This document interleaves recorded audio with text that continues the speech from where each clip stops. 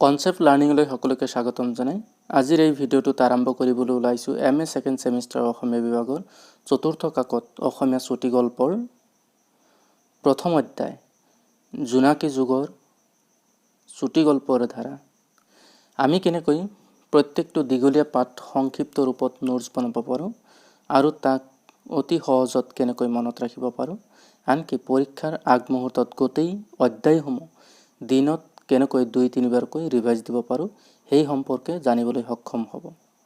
ভিডিঅ'টো সম্পূৰ্ণকৈ চাব, পাঠবোৰ সম্পূৰ্ণকৈ পঢ়ি ল'ব আৰু তাৰে মূল কথাখিনি সংক্ষিপ্ত ৰূপত এইদৰে লিখিব পাৰে।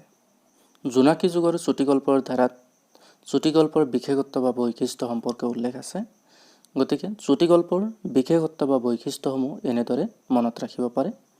1 নম্বৰত এটা মাত্ৰ মূল ভাৱ, 2 নম্বৰত লক্ষ্য আৰু প্ৰতিশ্ৰুতি একমুখিতা, 3 নম্বৰত আৰম্ভণি আকস্মিক আৰু পৰিসমাপ্তি নাটকীয়, 4 নম্বৰত সংক্ষিপ্ততা, 5 নম্বৰত ভাষাৰ ইংগিতধৰ্মিতা, 6 নম্বৰত উৎকণ্ঠা বা উৎসুকতাৰ সৃষ্টি, 7 নম্বৰত স্থান কাল আৰু ঘটনাৰ ঐক্য, 8 নম্বৰত এবিধ বাস্তৱধৰ্মী সাহিত্য। এইকেইটা হৈছে চুটি গল্পৰ বিশেষত্ব বা বৈশিষ্ট্য আৰু এই কথাখিনি সংক্ষিপ্ত ৰূপত লিখা আছে। আপোনালোকে বহলাই 2-3টাকৈ বাক্য লিখিব পাৰিব।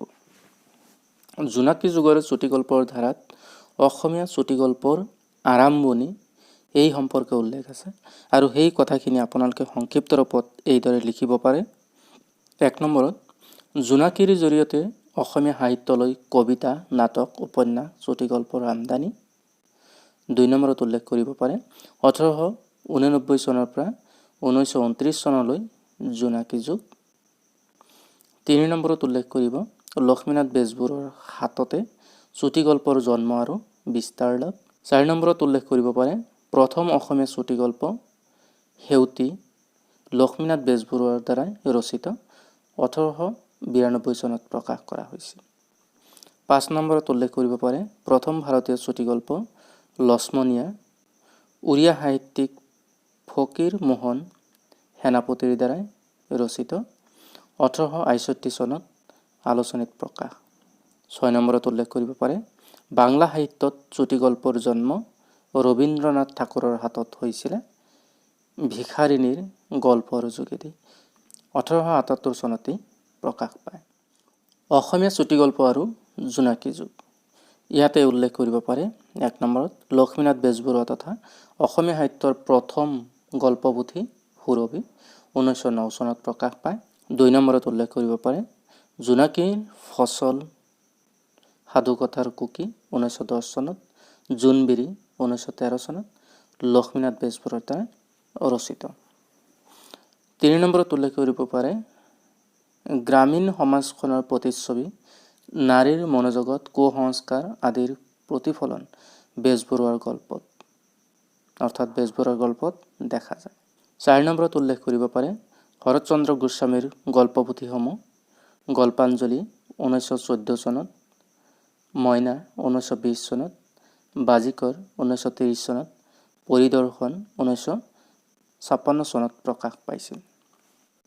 5 নম্বৰত উল্লেখ কৰিব পাৰে লক্ষ্মীনাথ ফুকন তেখেতৰ মালা 1918 চনত প্ৰকাশ পাইছিলে।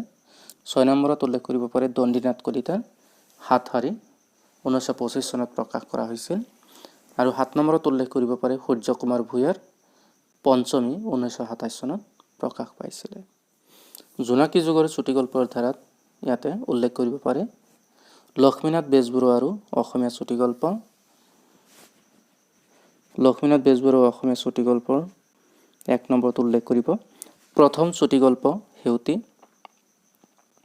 9 বছৰ বয়সত সেউতীৰ বিয়া, মাকৰ বুজনি, দৰা ঘৰৰ প্ৰতাৰণা, পিতৃগৃহলৈ পঠোৱা, দৰাই আন এজনক বিয়া কৰোৱা, সেউতীক প্ৰত্যাখ্যান, মোকৰ্দমা পুনৰ গ্ৰহণ, চাকৰণিৰ কাম কৰা, দৰাৰ বায়েকৰ চক্ৰান্তত বিষ খাই মৃত্যু। এই কথাখিনি সেউতী চুটি গল্পত উল্লেখ আছে। 2 নম্বৰত উল্লেখ কৰিব পাৰে দ্বিতীয় গ্ৰন্থ মালতী বুৰঞ্জীৰ আচুৰ পৰিছে ইয়াতে, বাস্তৱ পৰিৱেশত থাকিলেও গল্পৰূপে স্বীকৃত। 3 নম্বৰত উল্লেখ কৰিব অনুসন্ধানমূলক গল্প। পণ্ডিত মহাশয়। আলসীৰূপে পুলিচ ইন্সপেক্টৰ পণ্ডিত এজনে ছাত্ৰ এজন মাৰি ঘৰ মজিয়াত পুতি থোৱা কাৰ্য অনুসন্ধান কৰি হত্যাকাৰীক গ্ৰেপ্তাৰ কৰা কাহিনী। ৰূপকধৰ্মী গল্প হৈছে স্বৰ্গৰোহণ। 5 নম্বৰত উল্লেখ কৰিব পাৰে ভদৰী। পতিক প্ৰেমিক চৰিত্ৰ। পতি শিশুৰামৰ অত্যাচাৰ সহ্য। এদিন শিশুৰামে হাল বায় আৰু সীমাৰ বিবাদ কৰি আহি ঘৈণীয়েকৰ ভদৰীক মৈদাখনেৰে দুকোব দিয়াত পুলিচে জেললৈ নিয়ে।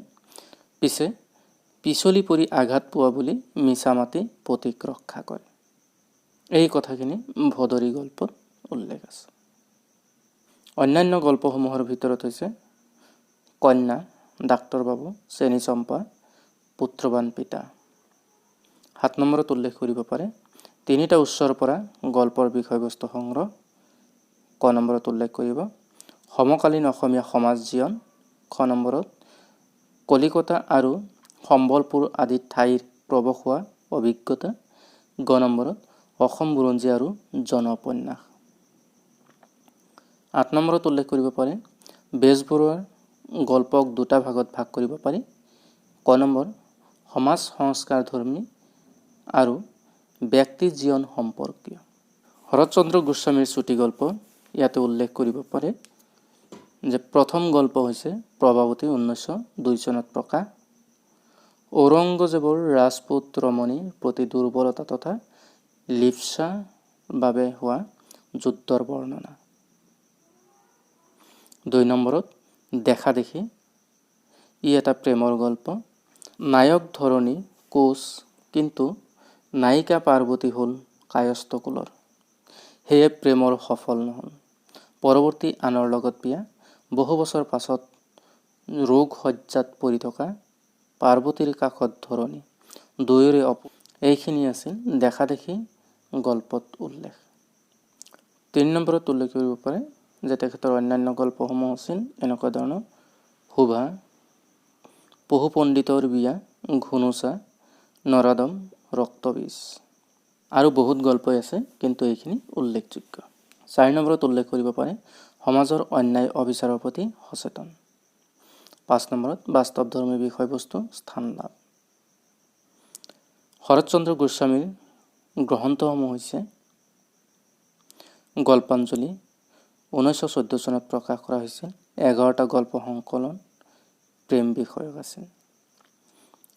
মইনা 1920 চনত প্ৰকাশ কৰা হৈছিল। 10টা গল্প সংকলন।